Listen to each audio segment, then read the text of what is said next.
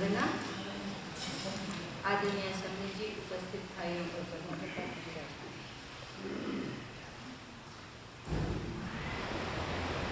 क्षमा पर्व और आज प्रतिक्रमण करने के बाद हम हल्के हो गए। विगत दिनों में पिछले एक साल के निमित्त से हम खमतकामना करते हैं, लेकिन विशेष रूप से हम खमतकामना कर रहे हैं आपसे जब से हम यहाँ आए हैं।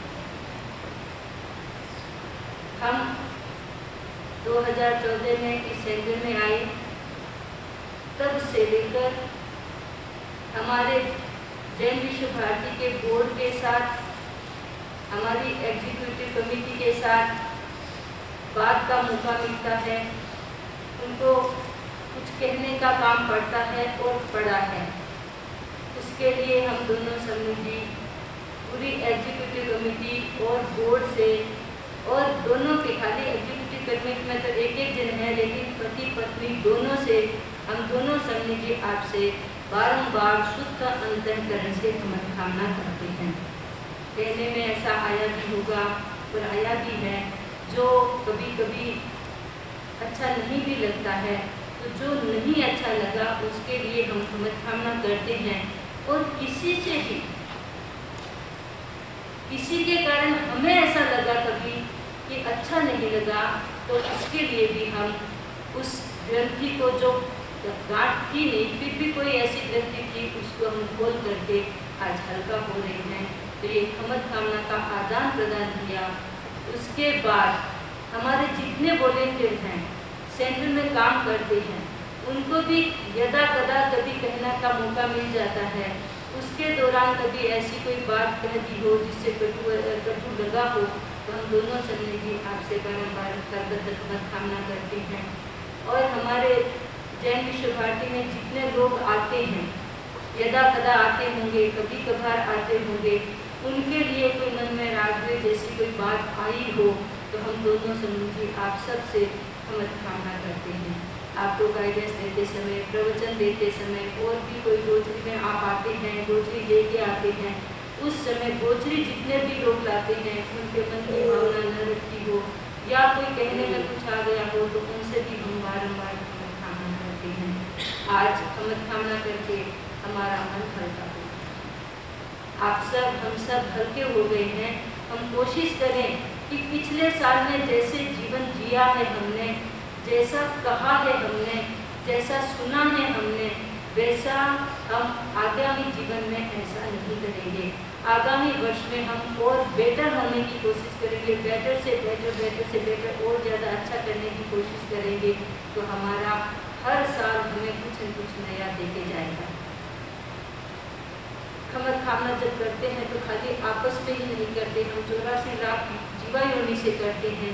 हम ऐसे कोई और भी काम हुए जो एकेंद्रीय के साथ किया, जो द्विन्द्रिय के साथ हुआ हो, चतुर्न्द्रिय, पंचेंद्रिय के जीवों के साथ कुछ ऐसा हुआ हो, उनसे भी हम खमतकामना करते हैं।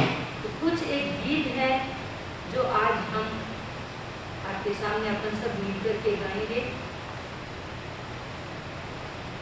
आपके परिचित ही गीत हैं, जो हम इच्छा में दुक्कड़म की बात करते हैं, इच्छा में दुक्कड़म लेते हैं।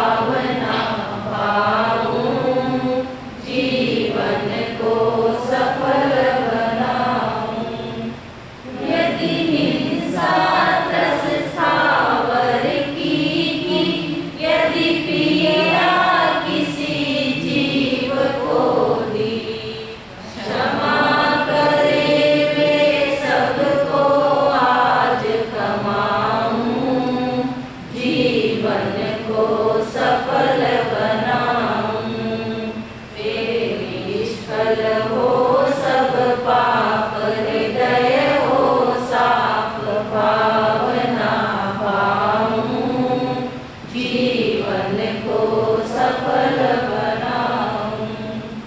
यदि झूठ कभी भी बोला हो, यदि माया का विष घोला हो, करती पश्चाताप पाप धो पाऊं, जीवन को सफल बनाऊं।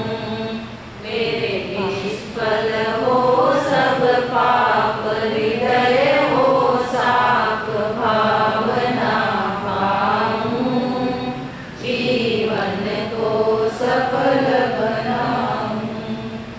औरों की चीज चुराई हो, की खोटी अगर कमाई हो, अपनी आत्मा को मैं बुरी बताऊं, जीवन को सफल बनाऊं।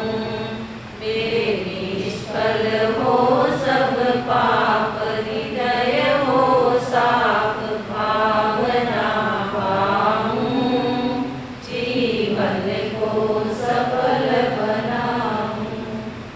जीवन में जो व्यभिचार किया, मन में जो अगर विचार किया, आलोचन कर अपने दाग मिटाऊं, जीवन को सफल बनाऊं।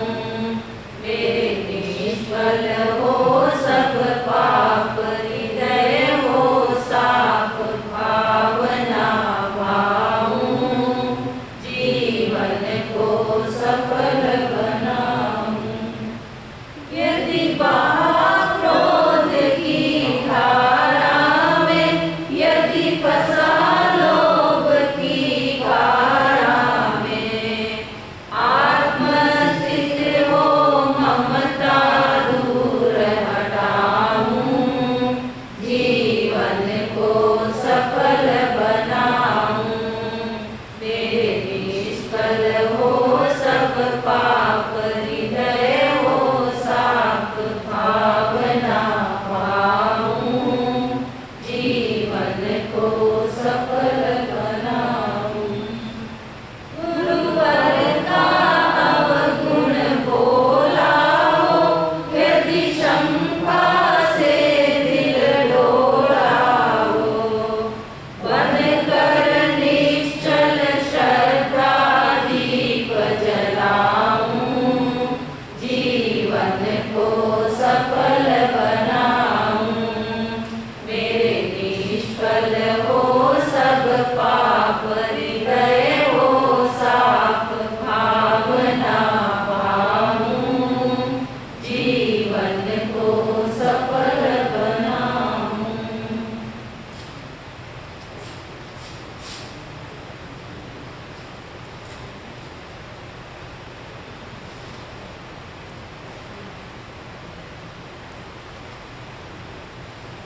जीवन में गुरु का बहुत महत्व होता है।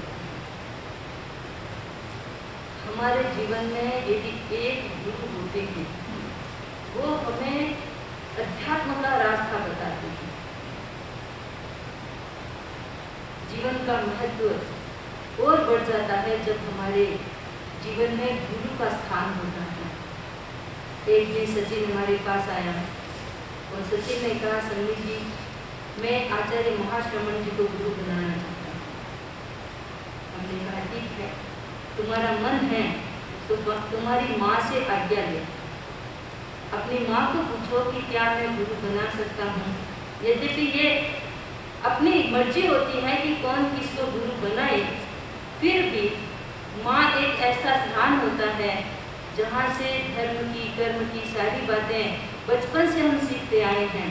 तो इसने अपनी माँ से पूछा, बात की, तो हमने सोचा कि कोई अच्छे ओकेशन पे इसको हम गुरु धारणा दे देते हैं। तो सचिन गुरु खड़े होकर के आप भी देख लेंगे, जान लेंगे कि कैसे करते हैं। नमो अरहंताणं, नमो सिद्धाणं, नमो आर्याणं, नमो वज्राणं, नमो मयि सब्बसाहुणं। अब आप बोलेंगे, देव मेरे अध्यंत जो पहले से आपके हैं, गुरु मेरे आचार्य श्री महाश्रवण जी और उनकी परंपरा। बोले, गुरु मेरे आचार्य महाश्रवण जी और उनकी परंपरा। धर्म पहले से ही जैन धर्म है, तो कोई उसकी बात नहीं है। मैं अपने जीवन में इनको स्वीकार करता हूँ। अब जो गुरु धारणा करते हैं, उनके लिए क्या क्या करणीय है, क्या क्या नहीं करणीय है। पहली बात, जो गुरु धारणा करते हैं उनको संवत्सरी का जैन है तो संवत्सरी का उपवास करना होता है। हर दिन नवकार मंत्र गिनना होता है, पूरी माला फेरे तो बहुत अच्छी बात, नहीं तो कम से कम 27 बार नवकार मंत्र हर दिन गिनना चाहिए। उसके बाद में क्या नहीं करना है, उसमें सुसाइड नहीं करना है, मर्डर नहीं करना है, अबॉर्शन नहीं करना है, 3 चीजें। और जो बड़े पेड़ होते हैं, जो हमारे जिसका इतना बड़ा तना होता है, जिसको हम बांध में हाथों में भर सकते हैं, उतने बड़े भारी भरकम पेड़ को नहीं कटाना है। तो इन सब का ध्यान रखना है। आत्महत्या नहीं करना, पर हत्या नहीं करना, भ्रूण हत्या नहीं करना। ये सब चीजों का जो व्यक्ति अपने जीवन में गुरु को धारण करता है, उसी समय उसका त्याग हो जाता है।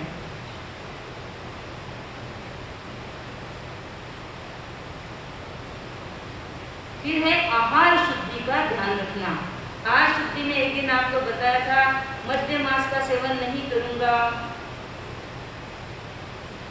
ये भी है मीट, एग, फिश और सी फूड जो होते हैं, कोई चीज का प्रयोग अपनी लाइफ में नहीं करूंगा। आहार शुद्धि के लिए, आहार के लिए मैं इनको प्रयोग में नहीं लाऊंगा। तो अब ध्यान रखना पड़ेगा आप सबको। वैसे भी जैन होने के नाते सबको ध्यान रखना चाहिए कि जो केक खाते हैं आप, उसमें एग चलता है और आसानी से चल जाता है। ऐसा नहीं होना चाहिए, क्योंकि कई बार मन में आता है जब ऐसा सुनते हैं कि आप सब वर्षों से जैन विश्व भारती में आते हैं, या चाहे जैन सेंटर में जाते हैं, और चाहे वर्षों से आप जैनत्व को पालते हैं, उनके घर में यदि एग किसी चीज का ध्यान नहीं रह जाता है, कुकी में आ जाए, चाहे आइसक्रीम में आ जाए, चाहे केक में आ जाए, तो हम ये समझें कि जैन धर्म में पंचेंद्रिय वध को क्यों मना किया गया है। जैन धर्म में माना गया है कि जो पंचेंद्रिय वध में इन्वॉल्व होता है किसी भी रूप में, वो नरक के कर्मों का बंधन करता है।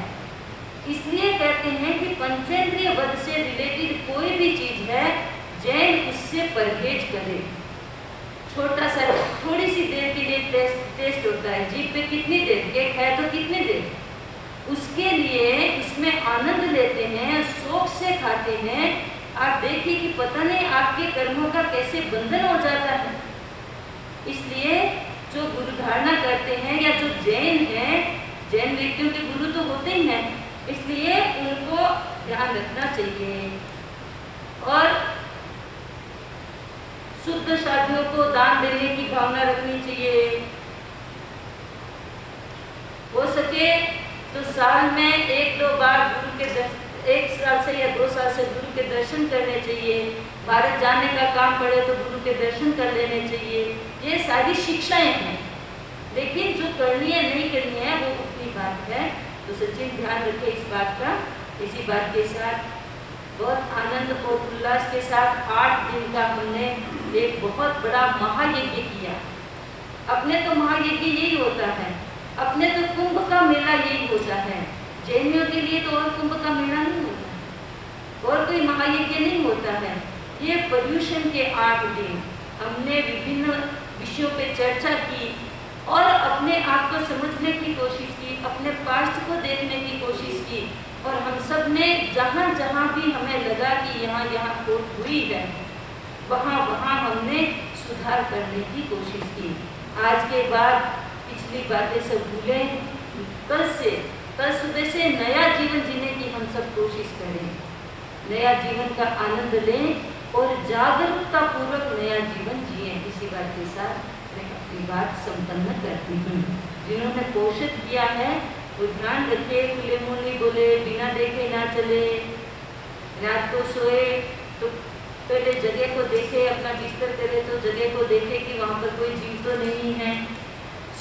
कल सुबह उठ करके प्रतिक्रमण करना है और पलेवना करनी है। पलेवना का मतलब है आपके पास में जितनी भी चीजें हैं रात को, उन सब को आप एक एक करके खोल के देखेंगे, कहीं कोई उसमें जीव जंतु नहीं है, अहिंसा की दृष्टि से।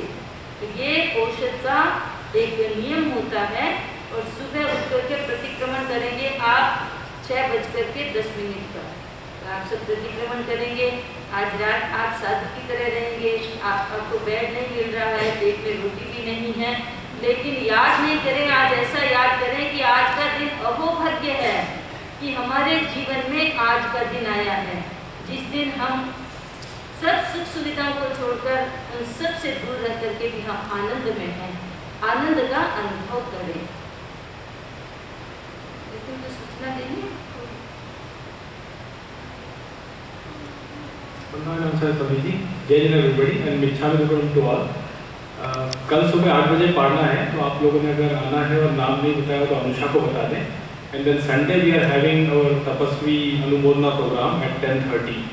तो जो तपस्वी लोग हैं उसको अपने नाम प्लीज लिख दें so that we can take care accordingly. Thank you.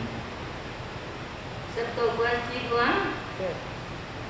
कुछ दोपहर में कच्चे हुए, कुछ शाम को जाते कच्चे हुए, कुछ को सपोर्ट अच्छा नहीं मिला तो कच्चे हुए।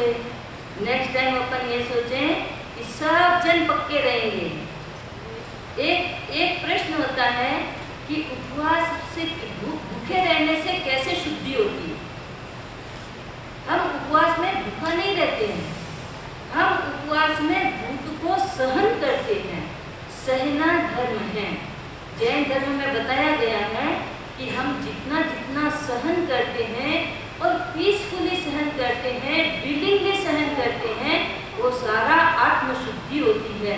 आत्मा को खोल के हम देख नहीं सकते कैसे शुद्ध होती है, क्योंकि हमारे तीर्थंकरों ने बताया है, हमारे शास्त्रों ने बताया है, हमारे गुरुओं ने बताया है। तब हम मान के चलते हैं कि जो फास्टिंग करते हैं उससे शुद्धि होती है।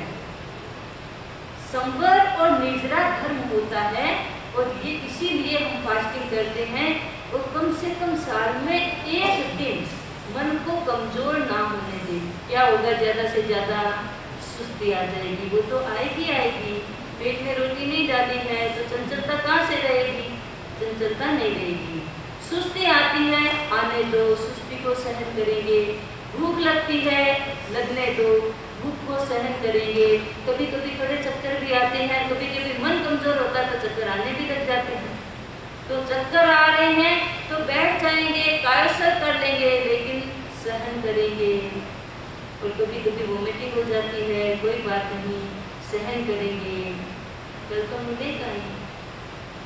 आज के दिन हम हर तरह की परिस्थिति को सहन करेंगे, ऐसा संकल्प करके कम से कम पर्युषण का जो लास्ट दिन होता है उस लास्ट दिन में हम आनंद से रहें। और नेक्स्ट टाइम आपका जब पर्युषण आए तो जो भी थोड़े से कच्चे होते हैं वो घर नहीं जाए, वो सीधे सेंटर पे आ जाए। समझ जी की संगत कर ले। भूख लगी है तो उनके साथ शेयर कर लें कि भूख लग गई है। पत्नी के साथ शेयर नहीं करें, पति के साथ शेयर नहीं करें। भूख लगी है तो समझ जी के साथ शेयर कर लें, समझ जी भूख लग गई है, क्या करें, कमजोरी लग रही है, क्या करें। आप वहाँ आकर के जरूर शेयर कर लें, लेकिन कमजोर होके घर पे नहीं जाएं। ये हमारा एक दिन का बड़ा उपवास का दिन होता है। छोटे इंडिया में छोटे छोटे बच्चे करते हैं। मैंने एक दिन बताया ना, एक 1.25 साल 1.5 साल की लड़की रही होगी, गोदी में आने वाली लड़की, घर में जब बात कर रहे थे कि उपवास करेंगे, कल को उपवास करेंगे, उपवास करना है, तो वो भी सुन रही थी। उसको पूछा कल तो उपवास करेगी? उसने कहा मैं भी करूँगी। दूध नहीं मिलेगा? नहीं मिलेगा, कोई बात नहीं। सुबह से मुंह बंद करके बैठी है। उसको दूध देने की ऑफर किया, उसको घर वालों ने नहीं पिया दूध, चुपचाप मुंह बंद करके बैठी है। दूसरे दिन हमारे पास मंगल पाठ सुनने के लिए आई, जब ब्रेक करना था उपवास, तो भी वो सोच रही है कि नहीं उपवास ही करना है, मुंह बंद करके ही बैठी। मैंने एक छोटी सी बच्ची इतनी मजबूत रह सकती है, तो अपन बड़े लोग तो मजबूत रह ही सकते हैं। अभी से मन को, अभी तो कल से तो कोई है नहीं, अभी तो निश्चित होके सोना, नेक्स्ट प्रोड्यूसर आए तब वापिस एक बार का सोचना मन में कि हमें लास्ट दिन कम से कम उपवास जरूर करना है। इसी प्रेरणा के साथ आनंद से आज की रात बीते, सबकी प्रसन्नता से बीते, हल्केपन से बीते और बीती बातों को जितना हो सके मन में अच्छी तरह से याद करके सबको क्षमा कर दे, सबसे क्षमा मांग ले और सब एकदम कल के बाद का वातावरण एकदम दिल का अंदर का डिफरेंट होना चाहिए। इसी बात के साथ ओम हर मंगल पाठ सुन ले। नमो अरहंताणं नमो सिद्धाणं नमो आर्याणं नमो वज्राणं नमो सब्बसाहुणं चत्तारि मंगलं अरहंता मंगलं सिद्धा मंगलं साहु मंगलं केवलिपनतो नमो मंगलं चत्तारि लोकोत्तमा अरहंता लोकोत्तमा सिद्धा लोकोत्तमा साहु लोकोत्तमा केवलिपनतो नमो लोकोत्तमो चत्तारि शरणं पवज्जामि अरहंते शरणं पवज्जामि सिद्धे शरणं पवज्जामि साहु शरणं पवज्जामि केवलिपन्नतं धम्मं शरणं पवज्जामि।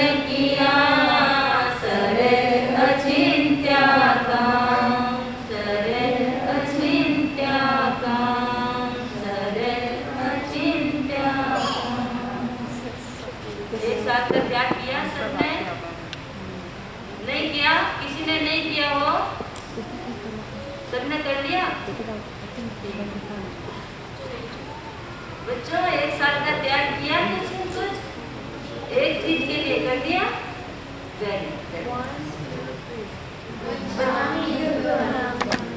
हम भी कामना करते हैं बच्चों को, जब भागते हैं दौड़ते हैं तो हम डिसिप्लिन करते हैं, कुछ कहते हैं कभी कभी अच्छा नहीं भी लगता होगा, तो हम भी आपसे मिच्छामि दुक्कडम कहते हैं, कामना करते हैं सब बच्चों से।